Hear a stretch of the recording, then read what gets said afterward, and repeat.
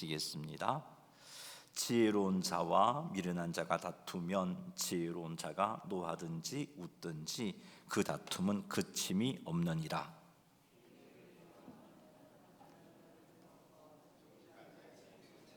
어리석은 자는 자기의 노를 다 드러내어도 지혜로운 자는 그것을 억제하느니라. 관원이 거짓말을 들으면 그의 화인들은 다 악하게 되느니라. 아멘. 오늘도 이 시간 하나님의 말씀을 외우고 또 말씀을 나누도록 하겠습니다. 근면에 들어와서 우리가 외울 말씀은 겸손, 순결이죠. 순결과 정직입니다. 한번 외워보겠습니다. 그리스도를 닮아감 순결. 에베소서 5장 3절 말씀. 음행과 온갖 더러운 것과 탐욕은 너희 중에서 그 이름조차도 부르지 말라. 이는 성도에게 마땅한 바니라. 그리스도를 닮아감 순결. 베드로전서 2장 11절 말씀. 사랑하는 자들아, 구름과 나그네 같은 너희를 권하노니 영혼을 거슬러 싸우는 육체의 정욕을 제어하라. 그리스도를 닮아감 정직. 레위기 19장 11절 말씀. 너희는 도둑질하지 말며 속이지 말며 서로 거짓말하지 말며. 아멘. 자, 오늘도 잠언 말씀을 가지고 또 하나님 주시는 삶의 지혜를 깨닫고 하나님께서 기뻐하시는 모습으로 또 하나님께 영광을 돌리며 살게 되기를 주의 이름으로 축복합니다. 9절 읽어보겠습니다. 지혜로운 자와 미련한 자가 다투면 지혜로운 자가 노하든지 웃든지 그 다툼은 그침이 없느니라. 아멘. 여기서 지혜로운 자는 하나님을 경외하는 사람입니다. 잠언에서 지혜로운 자 그러면 하나님을 경외하는 자. 하나님을 경외하는 자의 특징은 하나님 말씀을 따라 행합니다. 하나님의 질서를 알고 그 질서에 순종하는 자입니다. 그가 지혜로운 자입니다. 그리고 여기 나오는 미련한 자는 지혜로운 자와 반대 개념이겠죠. 하나님을 경외하지 않습니다.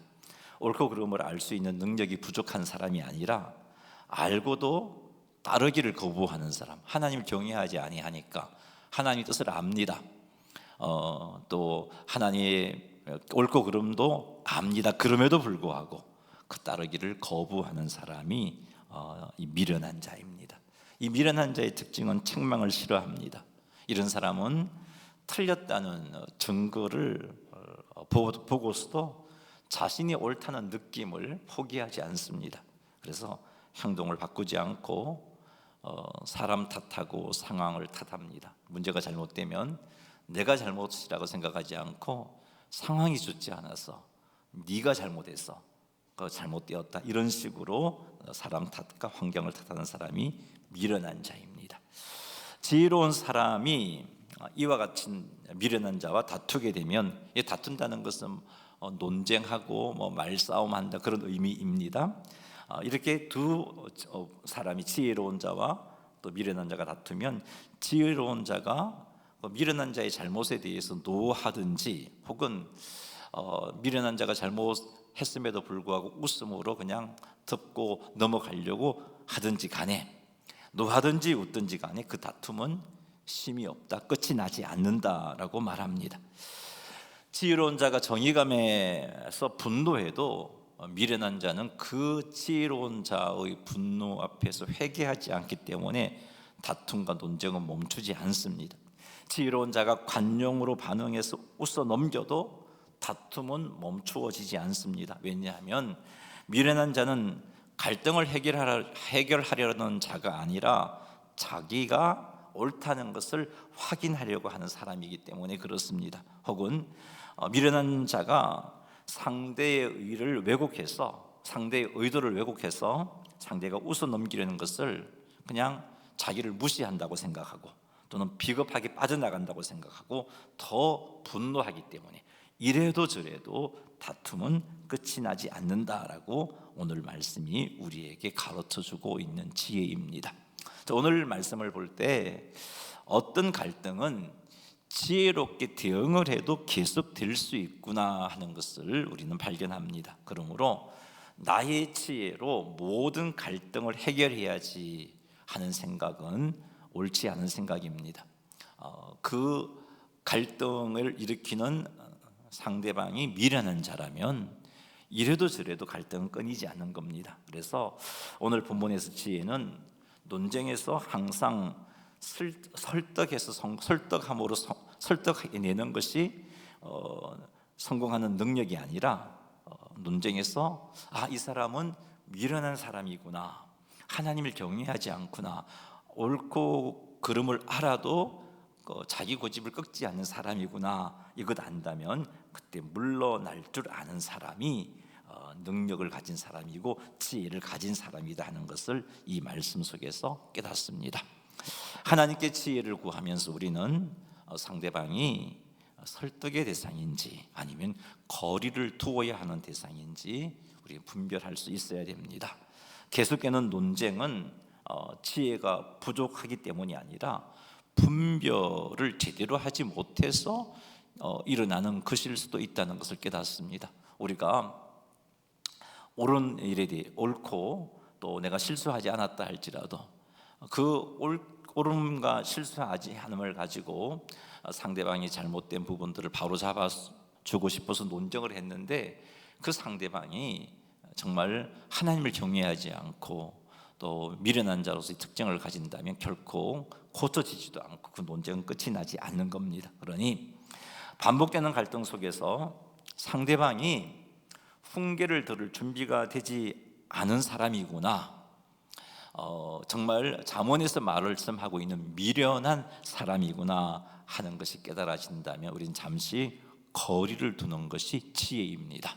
내가 어떻게 하든지 내가 가르쳐 줘야지, 어떻게 하든지 저 사람으로 하여금 잘못된 것을 깨우쳐서 돌이켜야지, 그렇게 고집 피우지 말고 하나님 주신 지혜로 이 사람은 하나님의 뜻을 안다 할지라도 돌이키지 않는 사람이구나 싶으면 차라리 거리를 두는 것이 지혜라는 겁니다. 화를 안 내면 되겠지, 혹은 웃으면서 넘기면 되겠지 같은 이런 감정 관리보다 관계 분별이 갈등을 지속되지 않게 하는 데 있어서 또 중요한 자세인 겁니다. 미련한 사람과의 관계에서는 화를 안 내어도 안 되고 웃어 넘겨도 안 되는 때가 있습니다. 그러니 사랑하는 성도 여러분, 반복적이고 소모적인 논쟁에서 한 걸음 물러나기로 한번 그렇게 다짐해 보시기 바랍니다. 여러분이 만나는 여러 사람들 가운데 그 사람들과 끊임없이 자꾸 말다툼을 하고 그것 때문에 내 마음이 상하고 그것 때문에 내가 영적으로 진이 빠지는 그런 상대가 있다면 한 번쯤 이 일은 오늘 잠언이 가르쳐주신 이 말씀처럼 미련한 자는 이래도 저래도 이 논쟁이 끝이 나지 않구나, 그래서 한 걸음쯤 물러나보는 그것도 하나님 주신 지혜입니다. 그러니 더 이상 같은 문제로 감정과 시간을 낭비하지 말고 의도적으로 대화의 선을 딱 정해보는 그런 결단을 하시기 바랍니다. 미련함은 논쟁으로 고쳐지지 않습니다. 하나님만이 그 마음을 바꿀 수 있어요. 그래서 우리가 그것을 인정하고서 이제 물러나는데 그냥 물러난다는 포기가 아니고 여기까지 가야 돼요. 내가 설득하려고 하기보다는 하나님이 마음을 바꿀 수 있는 분이니까 하나님께서 그의 마음을 바꾸어 주셔서 그 미련함에서 벗어나는, 다시 말해서 하나님을 알게 되고 하나님을 두려워하게 되고, 그래서 하나님 말씀 앞에 내 생각이 잘못되었구나 깨닫고 고칠 수 있는 자가 되어질 수 있도록 우리는 기도하는 그것이 더 지혜로운 자의 모습입니다. 자, 여기서 한 가지 더 살펴볼 말씀은, 지금까지는 우리 상대가 미련함에 대해서 말씀을 드렸습니다. 논쟁의 대상이 미련한 자라면 차라리 한 걸음 물러나는 게 지혜로운 모습이다라고 말씀드렸는데, 이제는 나를 한번 바라보자는 거죠. 내게 미련한 모습은 없는지 한번 돌아보시기 바랍니다. 하나님의 뜻을 알고서도 그 뜻을 따라 행하지 않고 있다면 이 부분만큼은, 다른 건 몰라도 이 부분에서만큼은 우리는 미련한 자의 특징을 가지고 있는 겁니다.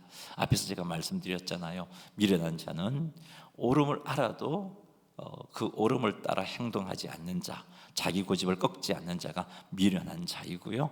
이런 모습을 가지고서는 만약에 논쟁을 한다면 나는 끊임없이 논쟁을 일으키는 자가 되고 마는 겁니다. 그러니 혹이라도 하나님의 뜻을 내가 알고 있음에도 불구하고 내 고집을 꺾지 못하는 부분이 있다면 이거 참 위험한 상태이구나 진단하셔서 그 모습에서, 그 미련함에서부터 벗어날 수 있었으면 좋겠습니다. 또 여러 가지 상황과 증거 앞에서도 내가 옳다는 그 느낌을 포기하지 않고 있다면 이것도 미련한 모습이겠죠. 자신이 잘못을 돌아보기보다는 남을 탓하고 환경을 탓하고 있다면 이것도 미련한 자의 모습이겠죠. 이런 모습이 내게 있다면 하나님께 잘못을 인정하고 다시 한 번 더 내가 제대로 하나님을 경외하는 자인가, 정말 하나님을 경외하는 자인가 한번 점검해 보시고 하나님을 경외하는 그 자세를 회복하시고 하나님을 경외함으로 하나님의 말씀과 하나님의 뜻에 순종하는 그런 우리 하나님의 자녀가 되어서 우리의 공동체 안에서 다툼이 지속되지 않고 그 다툼 때문에 시간과 감정을 소모하는 그런 자가 되지 않고 참으로 주님 앞에 온전히 서는 하나님의 영광을 드러내는 공동체를 만들어내는 성도님들이 다 되시기를 주님의 이름으로 축원합니다. 10절 말씀 읽어보겠습니다. 피 흘리기를 좋아하는 자는 온전한 자를 미워하고 정직한 자의 생명을 찾느니라. 아멘. 여기 피 흘리기를 좋아하는 자는 사람을 죽이는 자, 사람을 죽이기를 좋아하는 자, 그런 의미라기보다는 폭력과 억압과 부정한 방법으로 이익을 얻으려는 삶의 방식을 가진 사람, 자신의 이익을 위해서 때로는 폭력도 행사하고 억압도 하고 부정한 방법으로 그렇게 일을 처리해 가는 사람, 이런 사람이 피 흘리기를 좋아하는 사람입니다. 성경에서 종종 피 흘리기를 좋아하는 자는 하나님을 경외하지 않는 자를 총칭해서 사용하는 표현이기도 합니다. 그다음에 10절에 보니까 온전한 자하고 정직한 자라는 표현이 있는데 여기서 온전한 자는 하나님 앞에서 성실하고 진실한 삶을 살아가는 사람, 정직한 자도 마찬가지입니다. 삶의 기준이 하나님과 하나님의 뜻에 일치되어 있는 사람, 이런 사람이 정직한 자, 온전한 자입니다. 자, 그런데 보니까 오늘 말씀을 보니까 피 흘리기를 좋아하는 자는 온전한 자를 미워하고 정직한 자의 생명을 찾는다, 그렇게 말씀하고 있습니다. 우리는 이 말씀에서 몇 가지 깨닫는 교훈이 있는데, 첫째는 악인은 단순히 선을 행하지 않는 존재가 아니라 의인을 적극적으로 미워하고 제거하려는 존재라 하는 것을 깨닫습니다. 이게 악인이에요. 악인은 그런 존재입니다. 둘째로 하나님 앞에서 성실하고 진실한 삶을 사는 사람은 세상 속에서 고난 당하는 것이 이 땅에서는 당연한 일이구나 하는 것입니다. 디모데후서 3장 12절 한번 읽어보겠습니다. 무릇 그리스도 예수 안에서 경건하게 살고자 하는 자는 박해를 받으리라. 하나님의 백성이 하나님 백성답게 산다면 그 사람은 온전한 자, 또 여기서 말씀하고 있는 정직한 자에 해당되겠죠. 이런 자를 악인은 가만히 두지 않고 악인은 미워하고 제거하려고 한단 말이죠. 그래서 여러분, 우리 구약 성경을 읽어보면은 수많은 의인들이 고난을 겪었던 모습을 우리는 압니다. 특별히 하나님께서 세우신 선지자들이 이스라엘 백성들에게, 유다 백성들에게 얼마나 많은 고통을 겪었는지, 핍박을 당하고 때로는 이방인들에 의해서 순교당하는 게 아니라 자기 동족에 의해서, 하나님의 백성이라고 말하는 그들에 의해서, 선민이라고 말하는 그들에 의해서 죽임을 당하는 그런 일들도 일어났습니다. 그래서 이것을 볼 때 정말 선인은, 의인은 고통을 겪는 거구나. 악인된 선민이라고 칭함을 받는 자라 할지라도 그들이 하나님을 경외하지 않는 자의 자리에 서 있다면, 악인의 자리에 서 있다면 그들이 이런 일을 하게 된다는 것을 압니다. 예수님 시대 때에도 예수님이 고난을 당하셨던 것을 알고 있고, 예수님이 승천하고 나셔서 사도들이 얼마나 많은 고난을 당했는지를 우리는 잘 알고 있습니다. 그러니 여러분, 세상에서 성도인 우리가 고난당하는 것을 이상하게 생각하지 마십시오. 왜 성도들이 고난당하지? 하나님의 자녀들이 왜 고난당하지? 왜 하나님이 살아계신데 왜 고난당하지? 이상하게 생각하지 마십시오. 예수님도 고난당하셨어요. 왜 그런가요? 악인이 있기 때문에 그래요. 악인은요, 악을 행하는 것으로만 그치는 게 아니고 의인들을 박해하는 존재가 악인인 겁니다. 그러니 사랑하는 성도 여러분, 성도인 우리가 고난당하는 것에 대해서 이상하다 여기지 마시고, 성도인 우리가 고난을 당하고 있다면 그것은 우리가 성도로서 제대로 살고 있구나, 그렇게 생각할 수 있는 그런 표시가 되어지는 겁니다. 성도임에도 불구하고 정말 세상으로부터 겪는 고난이 전혀 없다면 우리 진짜 한번 심각하게 고민해 봐야 되겠죠. 자신이 정말 성도로서 바르게 행하고 있는지, 성도의 자리에 있으면서 성도답게 살지 못하고 세상과 똑같이 살고 있는 것은 아닌지 한번 자신의 모습을 한번 점검해 봐야 할 것입니다. 자, 물론 또 내가 악인으로부터 고난을 당하고 있다는 것이, 그것이 100% 무조건 내가 의인의 증거라고는 할 수 없지만, 온전함과 정직함 때문에 내가 온전하게 하나님 앞에 바르게 살고 있는 그것 때문에 미움을 받는다면, 자신을 살펴서 이것을 확신할 수 있다면 이것은 내가 의인의 증거인 거죠. 성도답게 살아가는 증거인 겁니다. 그래서 여러분, 성도로서 세상 속에서 고난당하는 일이 있다면 그것 때문에 부끄러워하지 마시기 바랍니다. 내가 하나님 앞에 제대로 살고 있구나, 그렇게 여기시면 되는 겁니다. 사랑하는 성도 여러분, 그리고 또 한 가지 여러분이 도전하고 싶은 것이 있는데, 성도답게 사는 것 때문에 손해를 감수한 경험들 있으시죠? 그것 하나님이 굉장히 기뻐하는 삶입니다. 그러니 손해가 예상되더라도, 성도답게 사는 그 일 때문에 손해가 예상되더라도 타협하지 말고 하나님의 기준에 합당하게 살기로 결단하시기 바랍니다. 이렇게 살다가 억울한 일을 당하였다면 그 억울함을 신앙의 일부로 받아들이는 결단을 하시기 바랍니다. 이게 신앙이구나. 억울함을 즉각 해명하려고 하기보다는 하나님 앞에서 내가 온전한 모습으로 서 있는 것이 더 중요한 것이니까, 내가 온전하게 서 있기 때문에 이렇게 억울한 일을 당하고 이게 내 믿음의 표시이구나 여기시고, 오히려 불평과 원망이 아니라 나를 이렇게 주님 때문에 이런 어려움을 겪게 되는 그런 자리에 서게 해주신 하나님의 은혜라고 고백하면서 감사할 수 있는 여러분 되시기를 주님의 이름으로 축복합니다. 11절 읽겠습니다. 어리석은 자는 자기의 노를 다 드러내어도 지혜로운 자는 그것을 억제하느니라. 아멘. 이 구절은 분노에 대한 어리석은 자와 지혜로운 자의 태도를 보여주고 있습니다. 어리석은 자는 자기의 노를 다 드러낸다라고 말씀하고 있습니다. 즉 분노를 즉각적으로 여과 없이 표출합니다.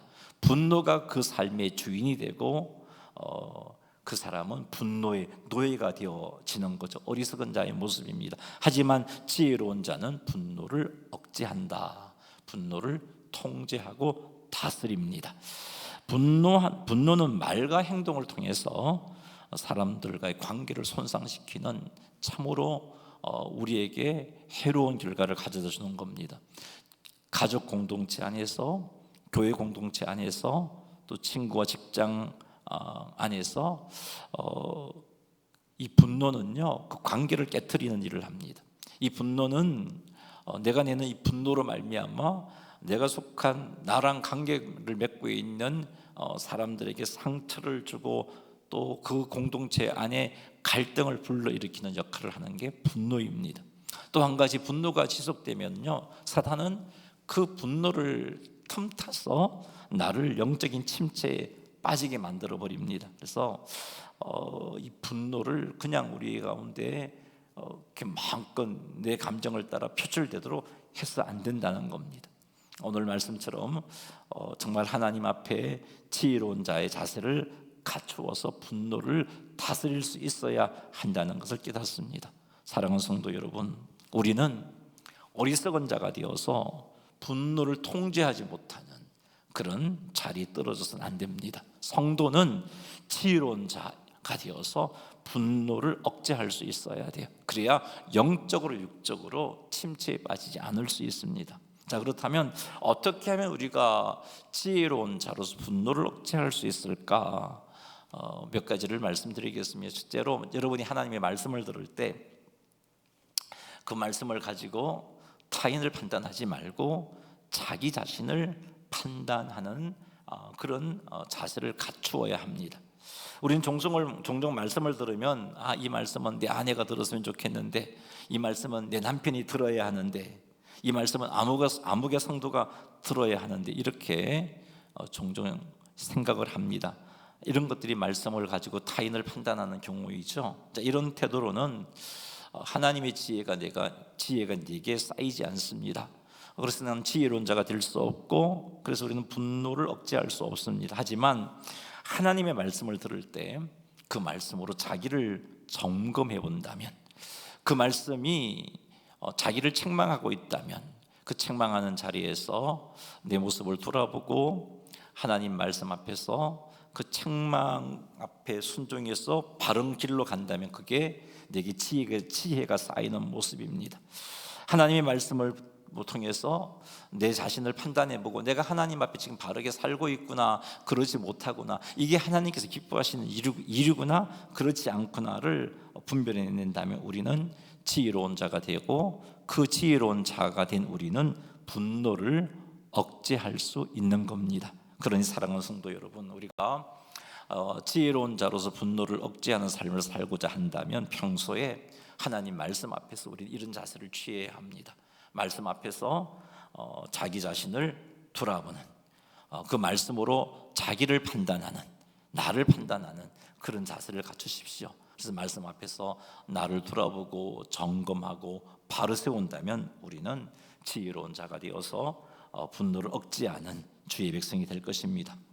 또 한 가지 자세는 분노의 순간에 그 분노를 정당화시키지 말고 먼저 하나님을 의식하는 그런 자세를 갖는 겁니다. 분노를 정당화시킨다는 것은 이런 상황이라면 누구나 분노할 수밖에 없어. 저 사람이 먼저 잘못했잖아. 이건 분노가 아니고 정의감이야. 이처럼 자꾸 내게 일어난 이 분노를 정당하게 만들어버리면 분노는 표출될 수밖에 없습니다. 이런 상태로는 분노를 억제할 수가 없어요. 하지만 분노 앞에서 먼저 하나님을 의식한다면 달라집니다. 분노 앞에서 하나님을 의식한다는 것은 나의 생각, 나의 감정을 하나님이 보고 계시다라고 인식하는 것이고, 그리고 하나님께서 나의 이 분노를 어떻게 판단하실까 생각해 보는 겁니다. 이것이 분노의 순간에 하나님을 의식하는 겁니다. 내 안에 분노가 일어나는데 내가 이 분노를 표출하는 것을 하나님께서 어떻게 여기실까? 잘했다 하실까? 책망하실까? 나의 생각, 나의 감정, 이 분노하는 나의 생각, 나의 감정을 하나님께서 보고 계신데 하나님께서는 어떻게 이 나의 감정을 판단하실까를 한번 생각해 보는 것이 분노 앞에서 하나님을 의식하는 태도입니다. 사랑하는 성도 여러분, 이것이 바로 우리들로 하여금 분노를 억제할 수 있게 만들어주는 귀한 지혜입니다. 여러분, 살다가 생활하다가 분노가 생길 때 먼저 하나님 앞에서 이 분노를 한번 점검 받아보시기 바랍니다. 내 감정을 하나님이 뭐라고 하실까? 나의 이 분노를 하나님께서 어떻게 생각하실까? 정의라고 하실까? 공의라고 하실까? 아니면 내가 뭔가를 손해보았기 때문에, 그 손해본 것 때문에 속이 상해서 그것 때문에 표출하는 상한 감정이라고 하실까? 한번 하나님 앞에서 내게 일어나는 분노를 한번 점검해 보시기 바랍니다. 그리고 또 한 가지는요, 분노가 생길 때 즉시 결론을 내리지 않는 자세입니다. 분노가 생겼을 때 예를 들어서 상대방 A라는 사람 때문에 분노가 생겼을 때 즉시 결론을 내리지 말라는 말은 저 사람이 잘못했어 라고 단정 짓지 말라는 겁니다. 저 사람이 문제야. 저 사람 때문에 지금 내게 이 분노의 감정이 치밀어 오르고 있는 거야. 단정하지 말라는 겁니다. 그것 하지 말고 저 사람이 잘못이야 그렇게 하지 말고 하나님 앞에 한번 이렇게 말씀드려 보시기 바랍니다. 하나님, 왜 이 일이 이렇게 내 안에서 분노하는 감정이 생기는 걸까요? 왜 저 사람 저 말이 왜 나를 화나게 만드는 걸까요? 이거 한번 하나님 앞에 여쭤보시고, 이 분노 속에서 나를 죄짓게 만드는 문제는 무엇인가요? 내 속에 무슨 죄가 있기 때문에 이렇게 분노가 내게 꿈틀거리고 있는 건가요? 한번 하나님께 여쭤보는 자세, 이런 것도 분노를 억제할 수 있는 그런 귀한 자세입니다. 그리고 내 느낌과 내 감정을 내려놓고 하나님의 말씀을 기준으로 나의 분노를 점검해 볼 때 우리는 지혜로운 자로서 분노를 억제할 수 있습니다. 분노는 앞에서 말씀드렸지만 참으로 부정적인 결과를 우리에게 가져다 줍니다. 그러니 오늘 살펴본 말씀처럼 이 분노를 지혜로운 자로서 잘 다스릴 수 있는 성도님들이 되시기를 주님의 이름으로 축복합니다. 12절 읽겠습니다. 관원이 거짓말을 들으면 그의 하인들은 다 악하게 되느니라. 아멘. 여기 관원은 통치자, 권세자 또는 한 공동체의 리더라고 그렇게 여기시면 됩니다. 관원이 거짓말을 듣는다는 것은 그냥 단순하게 듣는다는 의미가 아니고 받아들인다, 용인한다, 묵인해준다, 그런 의미입니다. 자, 통치자가 거짓을 용인한다면, 통치자가 거짓말임에도 불구하고 그 거짓말이 자기를 기분 좋게 하기 때문에 그것을 봐주고 그것을 좋아한다면 그 아래에 있는 자들은 자연스럽게 악을 따라 행하기 때문에 그 통치자가 관여하고 있는 공동체는 어려움을 겪을 수밖에 없습니다. 그러므로 통치자가 무슨 말에 귀를 기울이느냐, 이게 참 중요한 겁니다. 통치자가 거짓에 귀를 기울이면 그의 하인들이 오늘 말씀을 보니까 다 악을 행하게 되고, 그래서 그 공동체는 점점 병들게 되는 겁니다. 그러니 사랑하는 성도 여러분, 위에 있는 권세자들이 사실보다는 듣기 좋은 말에 귀를 기울이지 않도록, 하나님의 뜻보다는 체면을 지켜주는 말에 귀를 기울이지 않도록 우리는 그들을 위해서 중보해야 하는 겁니다. 하나님께서는 우리들이 믿지 않는 자라 할지라도 위에 있는 권세자들을 위해서 기도하기를 우리에게 말씀하셨습니다. 기도하라고 하셨습니다. 그러니 사랑하는 성도 여러분, 우리는 먼저는 국가 권세자들, 대통령을 비롯한 고위공직자들이 정말 거짓에 귀를 기울이는 자들이 아니고 하나님 앞에 또 공의로운 말에 귀를 기울이는 자가 되어질 수 있도록 위하여 기도해야 할 것입니다. 그리고 여러분이 속한 공동체의 리더들이 거짓에 귀를 기울이지 않게끔 위하여 중보해 주는 자세가 참으로 필요합니다.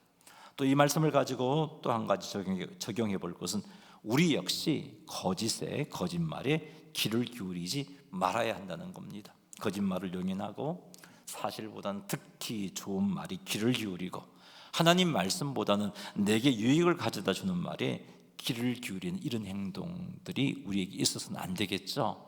이런 행동을 하게 되면 내 안에, 나의 영향력 아래에 있는 자들이 다 악을 행하게 되고, 예를 든다면 부모인 내가 이렇게 행한다면 내 자녀들까지 바르게 서지 못하게 되는 결과를 낳는다는 말입니다. 그러니 우리가 거짓에 귀를 기울이지 않게끔 진실을 말하는 자를 가까이 할 수 있는, 듣기 불편하더라도 하나님의 말씀에 건강한 진실을 말해주는 사람을 받아들이는 그런 자세가 우리에게 있어야 할 것입니다. 교회, 가정, 직장에서 리더의 자리에 서 있다면 거짓말을 수용하는 일을 경계하시는 여러분 되시기를 바랍니다. 결과가 좋다는 이유로, 내 편이라는 이유로, 충성스럽다는 이유로 왜곡된 말, 과장된 말, 책임 회피의 말 묵인하지도 말고 수용하지도 마십시다. 이런 태도가 우리 공동체를 살리는 길입니다. 수용하지 않는 태도 말이죠. 이것을 명심해서 거짓을 용인하는 잘못을 범치 않으시는 성도님들이 다 되시기를 주님의 이름으로 축복합니다. 말씀을 맺습니다. 모든 갈등이 지혜로 해결되는 것은 아닙니다. 말을 해도 듣지 않는 이들이 있다면 그 앞에서 물러나는 것도 지혜로운 선택이다 하는 것을 살폈습니다. 혹시 내 안에 하나님의 뜻을 알면서도 따르지 않는 미련함은 없는지 한번 살펴보시고, 분노를 정당화하고 진실보다는 듣기 좋은 말에 더 마음이 가 있지는 아니한지 우리 자신을 돌아보시기 바랍니다. 그리고 다투기보다 기도하고, 억울함을 풀기보다 하나님 앞에 머물고, 말씀을 타인에게 적용하기보다 자신에게 먼저 적용하고, 거짓에 귀를 기울이지 않는 그런 지혜로운 자가 되어질 수 있도록 늘 깨어있는, 그래서 하나님 주신 지혜로 우리가 속한 공동체를 바르게 세워내는 성도님들이 다 되시기를 주님의 이름으로 축원합니다.